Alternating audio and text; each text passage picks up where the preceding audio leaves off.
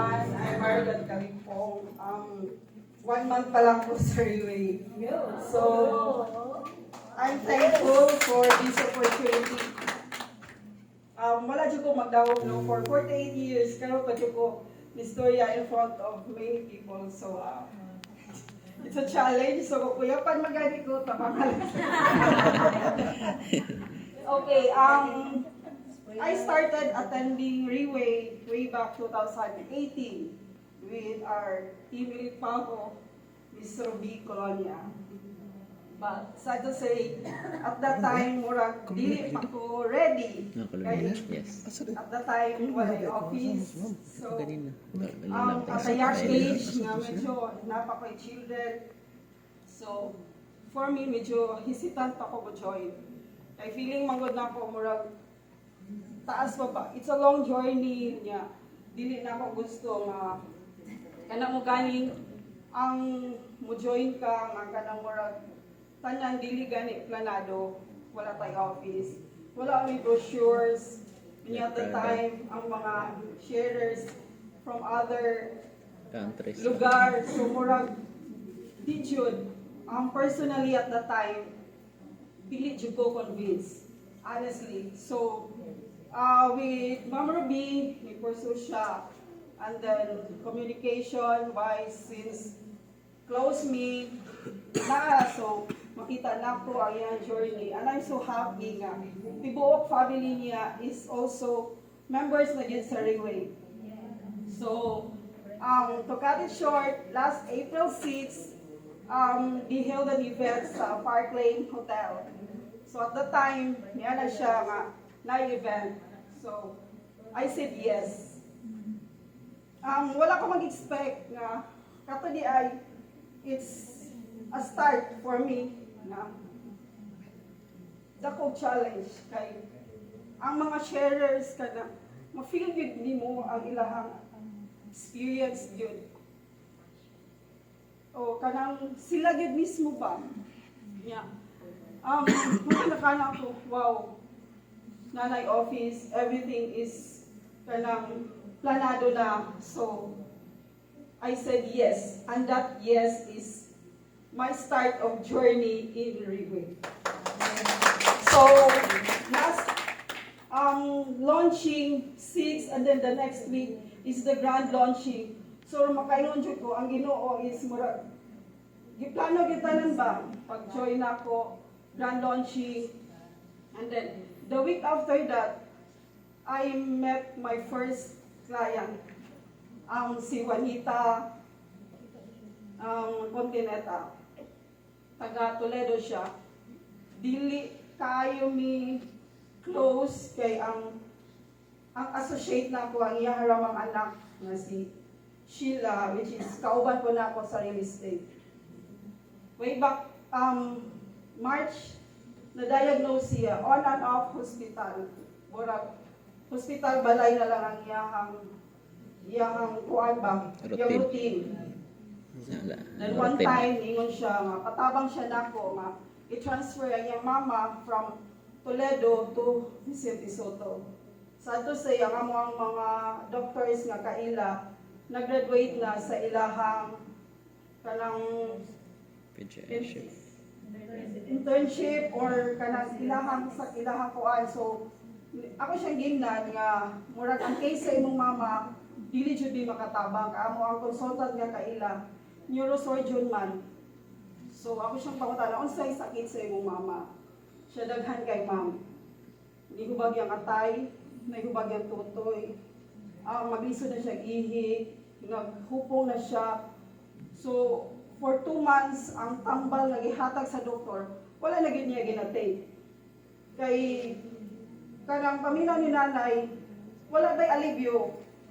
So gasto lang, mangaway na siya sa doktor, nga nung i-take niya ni, pabalik-balik ba ang cycle. So gistop yun niya. Until I joined Relay, akong gingan si Sheila. I-try na to ang product. Kay based sa testimony sa akong mga kauban, it works for them. Nganong dili mo work sa imong mama. So, siya nga, mahal man Magina siya first, upon knowing sa price, kaya siya, mahal man na, mabing ko. So, unsa may pabor sa imo? Life sa imong mama, or ang financial ninyo karon nga status? So, mo siya nga, sige, try lang. If you can convince her to take that, sige, go ko. So, April 20, me and Ma'am Ruby, ingat to yun ni Toledo. Dito na mo si nanay. It's very, pag-abot na mo dito, wala pa siya, kay dito siya sa taas, kay di pahuay. Makita ganin mo, pag-approach niya sa mua, nga nihilak siya. Kanangin mo siya, basin ka muna, ihatag sa Ginoo. Kanang sulbad ba, kay tao-tao na good siya nga, suffer. So, as a mother also, wow, yung nani di ako ang rules sa iway. Yes. So mauto niya, ako, amo siyang explain na, i-take lang yun ni siya, yung nani ang pag-take. Siya nga, bila mani, kung ayaw lang, isipa ang presyo, kay maka-add of stress sa imuha. Ako lang hangyo, take it religiously. Duha sa buntag, duha sa gabi, before your meals. Sige lang na kay every day i-follow up ka na ko kung sa'y progress. Siya nga, sige. So, nanguli ni, pagka ugmaan na, ipangutanan na ko siya, Nay, kumusta na? Siya nga, okay ra. Ko, niya, nag-inom ka? Siya, nag-inom po. Ko, so then ko, sige, tawag ugma. The next day, gitawagan ako siya.